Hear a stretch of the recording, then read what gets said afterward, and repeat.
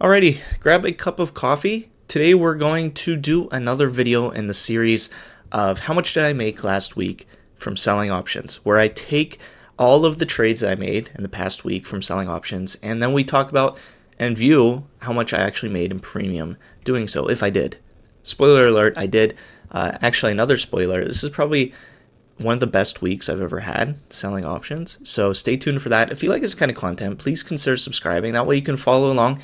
And I've been documenting me and my journey selling options on this channel, just trying to make some extra money on the side. So if you want to stay tuned and follow along, hit subscribe. If you want to learn more and you're watching this video and you're like, how is he doing this?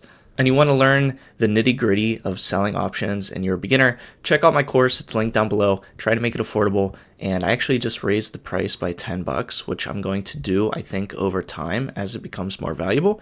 So if you're interested in helping out the channel and learning, check that out.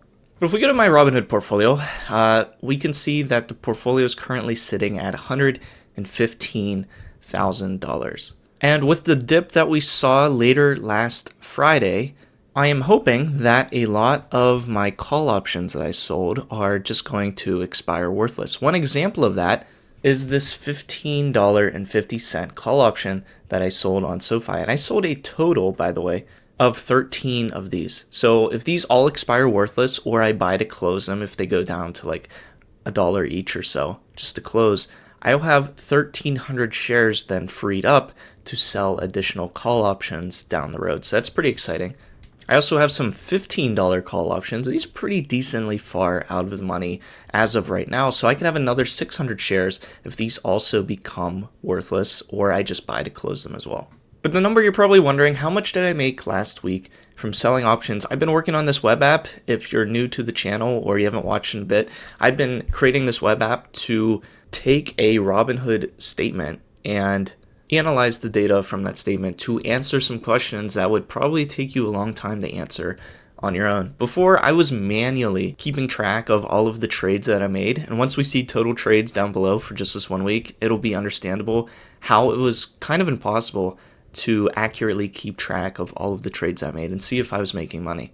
So if I take the statement from last week, you can see this is from June 9th to June 13th. I made a total of 63 trades. And like I said, if I were to manually enter each one of these trades on like a spreadsheet that I used to do and keep track of them that way, it was really tough. My total sell to open income that I received was $5,067, yet my total buy to close costs when I buy to close, if I'm rolling options, let's say, was $3,307. So my net premium, the money that went into my pocket, into my brokerage account on Robinhood, that I could just either transfer to my bank if I wanted to and pay some bills or purchase additional shares of a company that I like, was $1,760. And I do think, and I say this all the time, I'm always beating my own records, but I think this is probably one of the best weeks, if not the best week, that I've ever had selling options. $1,760 in a week is mind-blowing to me. I'm super grateful. I never thought that I would get anywhere near this, and I don't expect this to be like a standard and expect this every single week.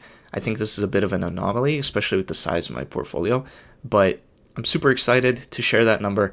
If we look at income per ticker, because not all of this is on one single stock that I sell options on, it's actually multiple stocks. If we sort it by descending by the amount of premium that I made per ticker symbol, we can see SoFi here, probably no surprise, is at the top at $887 I made from premium selling SoFi options.